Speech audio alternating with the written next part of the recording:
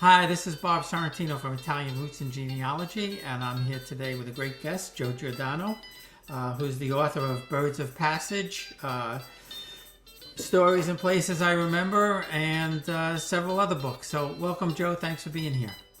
Well, thank you for having me, Bob. No, it's my pleasure. So you're an Italian boy from Brooklyn. Yeah, I'm an Italian boy from Queens. So let's talk a little bit about your upbringing, and we'll compare notes a little bit. sure. Well, I think I grew up in a typical lower middle class neighborhood. By the way, I also lived in Queens, in Ozone Park. Uh, my grandparents were immigrants. My father was an immigrant. Uh, they didn't they worked. They went through the Depression, and that of course marked them, as it did many people of that generation. And they had little chance for education, so they had a tremendous respect for me getting an education. I remember my father and I, if we ever passed someone on the street doing manual labor, he'd say, "You see that? Go to school." I took his advice. Uh, And the when I say typical of a young boy growing up in the 50s, you lived in a smallish house. You didn't have the internet, as you know. You didn't have video games. We had seven channels on TV. I'm sure you remember. right? Yeah. And so you went out. You went out to play, and you and the other neighborhood kids would figure out what would be the game that entertained you at that moment. Yeah. So what section of Brooklyn did you live in? Well, I was born in East New York, and then my family moved to Queens. We lived in Ozone Park. Yeah, I lived in Ozone Park in, let's see, when did I live there? 75, 76. I lived there for a little while, had an Yeah, we apartment. left. I left a little bit before that to go to school. Actually, right around that time, I was at City College of New York, and then I went to Cornell and Ithaca around that time. You came in. We're in Ozone Park, were you? I can't remember the exact street, but I You wasn't. remember John Adams High School? I know of it, yeah, but I Yeah, lived I lived not pretty too near. far from the Cross Bay Theater, if you Yeah. know where that Okay. was. So that Yeah, was Cross Bay Theater was, as I it was recall, Woodhaven and something. yeah, it was on Woodhaven Boulevard, and 24 cents on a Saturday. Get a double feature, 10-cent bag of popcorn. Yeah, yeah, 10-cent bag of popcorn. Times have changed. Oh yeah, a little bit, a little bit. Yeah, we were remarking. My wife and I were remarking on the size of the of ring things now. Remember, they used to be like this big, and now they're Yeah, like this big. yeah. Well, um, and a lot more they're going to money. get smaller with the inflation we're getting. I'm sure they will. I'm sure they will. So yeah, and your story reminds me a little bit of somebody that I grew up in the same town as me, College Point. However, I didn't know him at the time. He's a little bit older than me, um, but his whole family, they all became doctors, and he said his father, who wasn't, he was kind of, I guess, at least middle class. He was a jeweler, I believe, but he painted on the ceiling a stethoscope, I think, and a medical book, and told his kids, "You're going to be doctors." Yeah, And every that's night right. when they went to bed, they saw this on the ceiling. Imagine. Well, when I was accepted at City College, they City College sent a postcard to my house, and where you were supposed to pick your major, liberal arts or engineering. And my father, who thought liberal arts was basket weaving, he said, "You're going to be an engineer." He ticked off the box engineer, sent it in, and I became an engineer. Well, he was right. He was right. Yeah, he was. Yeah. Well, I listened to him. He was an intelligent man, well read, self taught. Started his own business, but again, he grew up in a much more difficult time than I did, and had a more tempestuous life than I did. but you know, Joe, they were all intelligent men and women. You know, I had my mom's family were nine. You know, there were nine brothers and sisters, and you know they were all like an extra father. You know, Yeah. and you know if you got it out of line, you got the little rap. You know, Oh yeah. No, you knew where the limits were. exactly, but not like today for sure. Um, you know, my dad. You've seen his pictures. My dad was a photographer for the Daily News from the late '40s through the early '80s, Ah, and he worked in Brooklyn and Queens. That was his beat. Um, so you know, it's quite likely you know you saw some of his photos growing up, and you know, one thing that was interesting that people forget nowadays, who didn't grow up in the era we grew up, and the Father Devlin, when he talked about my dad at his funeral, said we saw New York through the eyes of these men. You know, that's how we learned about New York, what was going on in the city. It was through the Daily News, the Post, the Mirror, those papers. You know. oh, absolutely. My father would send me every Sunday to the candy store, which we had at that time, to get the papers. As I recall, there were oh, were there was the New York Times a quarter, and I think the Daily News was a nickel, but maybe on Sunday the Times was a quarter. Yeah, I think the news was the cheapest I remember the news was a nickel, and I think Sundays may have been 10 or 15 cents. And you're right, I Yeah, think the yeah, Times was a little bit more yeah. uh, back those. But then again, you know, the subway was 15 cents. So Well, that was the subway, 15 cents. You used to say that and 15 cents will get you on the subway. That was an expression. all right, so your career was an engineer. What got you started writing? You know, your short stories and books. Well, actually, I was an engineer by education, but then as a young man, and actually I was in the PhD program at City College, and I realized that what I was becoming was an applied mathematician rather than an engineer. And I said, well, I wanted something more people oriented. Uh, just coincidentally, my father was also, his business was photography. He took baby pictures and dance Hmm. pictures and so on. You know, I had some interest in business. I worked for him, you know, in summers and, you know, when I could. And at that time, the MBA was a big thing. It was just getting started. So I went to Cornell for an MBA. And actually, I had a business career mostly with 3M. And with 3M as a global company, we had the opportunity to travel around the world. We lived in Greece, in Brazil, in Belgium, and Netherlands.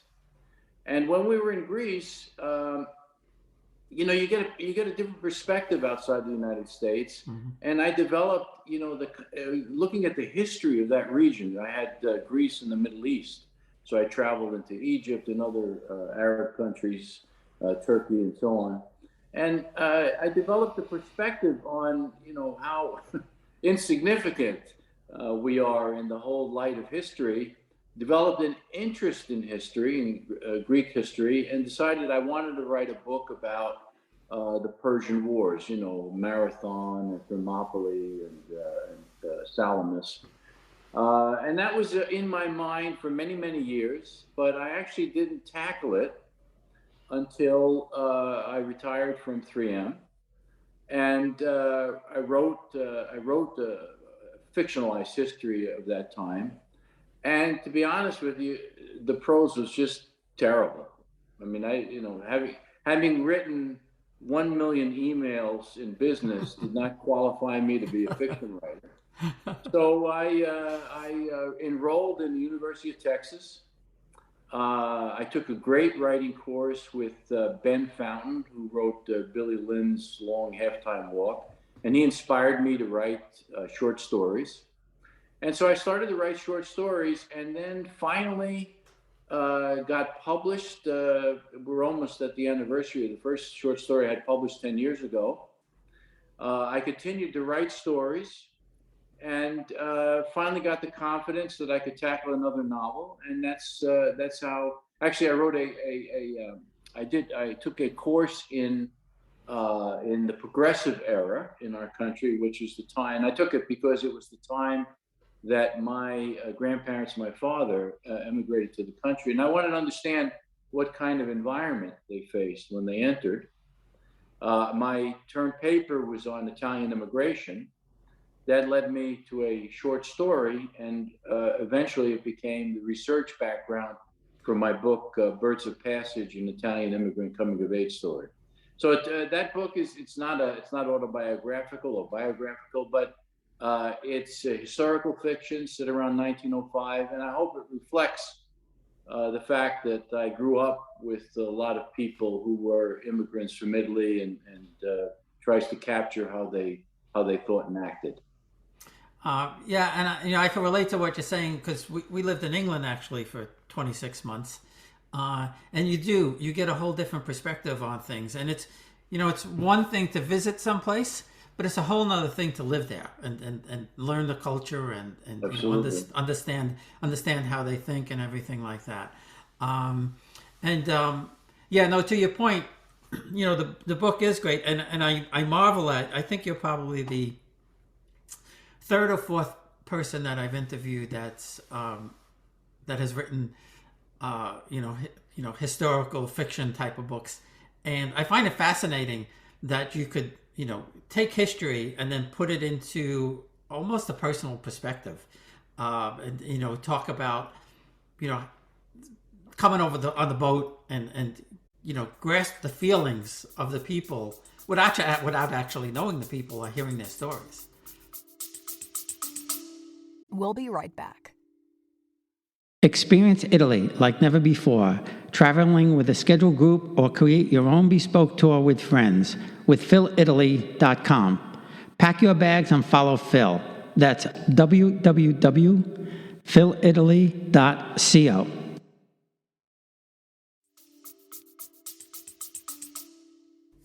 Well, again, I'm not saying that people told me the specific stories in the book, but I certainly, again, my grandparents, uncles, other people that we knew, the whole Italian experience. I was immersed in it as a young person, and that I think, plus the research, I could relate to that. Make sure that my facts are straight. And that's how it came out. Yeah, I would. I'd love to do something about my family. I'm working on more of a, autobiography / how I researched my family's right now, and I'm not a writer, but I've gotten some help from some pretty good people, so hopefully it'll turn out okay. Great, good for you. And I did love the Halloween short story. Because as I was reading it, I was living it because I lived it. Exactly. from the using mom's makeup to be a clown or a bum. I don't know if you're allowed to say bum these days, but anyway, and the sock with chalk in it. Yeah, exactly. And where anybody young listening to this probably going, the sock with the chalk in it. What is he talking about? But I remember you would put the sock in the chalk and pound it on the sidewalk until it got all dusty, and then just go around and bash your friends with it. Exactly. And I don't know. It's hard to say. I don't know if that was that a New York thing, where we did that, or if that was something that people did in other parts of the country. But certainly Halloween was one of those events growing up that you kind of look forward to, Absolutely. As I said in the story, pennies, and sometimes even a nickel or a dime. Yes. Well, when you got the dimes, that was, Yeah, that was when, that was actually money. Today, I was thinking the other day, who walks around with change in their pocket? I mean, nobody has loose change in their pocket. It's irrelevant. Joe, I don't even have cash in my pocket half the time. Like, more than half the time. Maybe if I'm going someplace local to pick up a 6-pack or something like that, I'll we'll go to the bakery. I'll have some cash. But 9 times out of 10, I go in the drawer and I'm like, oh, there's only $5 in here. And, you have you have to run to the bank. Luckily, they're pretty close. Where did you go? Where did you go to grammar school and high school? I guess in Ozone Park. So Yeah. PS 63, and then we lived. I mentioned about Ozone Park. I lived on 102nd Street, which was literally a half a block from John Adams High School. But again, my father interceded, and he said, "Well, I'm not sure that's you're going to go to Catholic high school." So I had to take tests and to qualify, and I was accepted in Holy Cross High School. So instead of walking half a block to high school, I took 3 buses every morning and 3 buses back to Holy Cross High School in Flushing. I was going to say that's a hike from Ozone Park. My brother went there. My brother graduated in, I think, 63 or 64. I think I was in the mid 60s. I think it was 66, but I'd have to do some calculation to be sure. My cousin actually was in the first graduating class, which I think was 59. But yeah, that's a long haul from Ozone Park. It was. And I went to Monte Cristi. I went to Catholic elementary school, but I went to Monte Cristi in Astoria or Long Island City, which for me was quite a hike. It was a bus and 2 trains. Yeah. And then a walk. Yeah. And then when I finally got my license, it was 20 minutes on the Grand Central. Yeah. From College Point to there was boom. Exactly. Right through. Now, so were you guys allowed to, because I know some schools back there, were you guys allowed to drive to school once you got your licenses, or? Well, actually, I didn't get my license again. New York, I took trains, I took buses, the car's expensive. So I didn't get my license until I think I was 20 or 21. And no, I didn't. I never drove to high school. It was always those 3 buses each way. Yeah, I couldn't wait to get my license. I got my license at 17. So now you've written. Well, you were on Long Island, so you had driver's ed. No, I was in College Point, but my school, our school had driver's ed in Monte Cristi. So I guess I was 16. You were allowed to take driver's ed at 16. But College Point, there was no train in College Point. It was just buses to get into Flushing and things like that. And right. I just couldn't wait to get my license. I understand. So when you went to school, when you went to college, when you graduated college and everything, you didn't go back to Ozone Park. Did you go out on your own? And again, from Ozone Park, you took the A train to City College. That's right. Yep. And eventually, yes, I did finally get a car and drive for my graduate years. And then from there, I went to Ithaca, New York for Cornell for a couple of years for that MBA. And then it was kind of funny.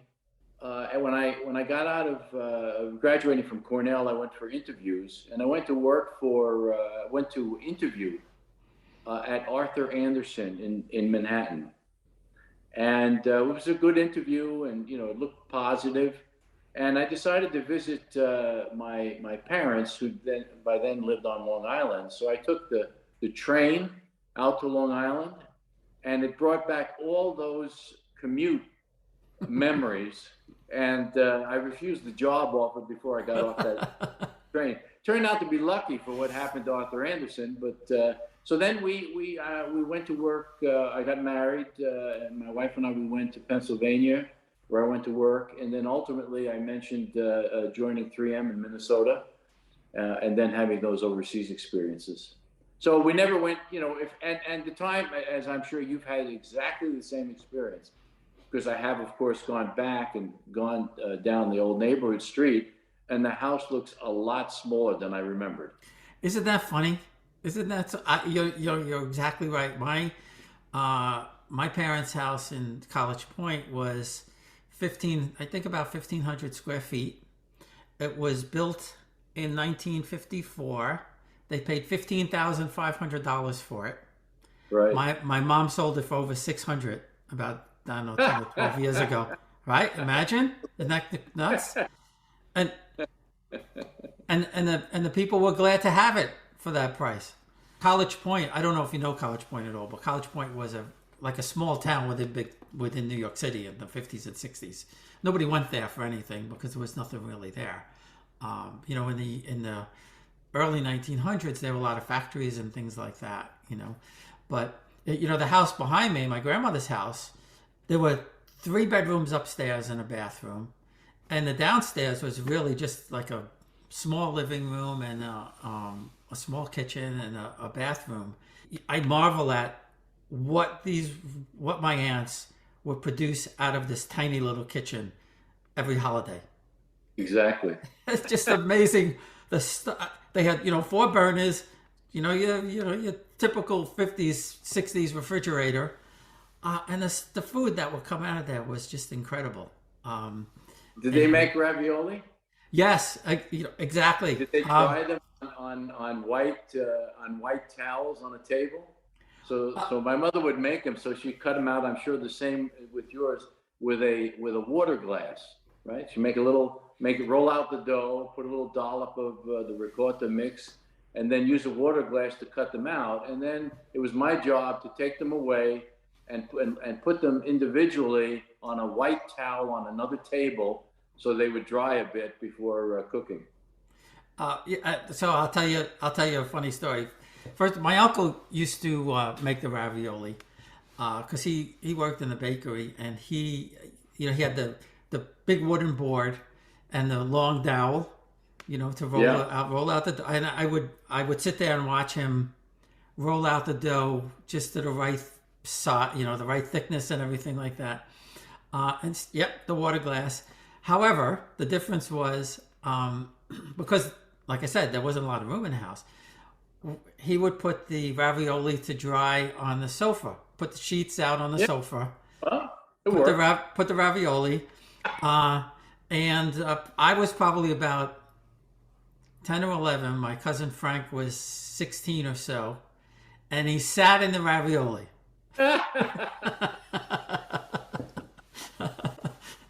And that is funny. He went, what's wrong with these people? Who puts food on the...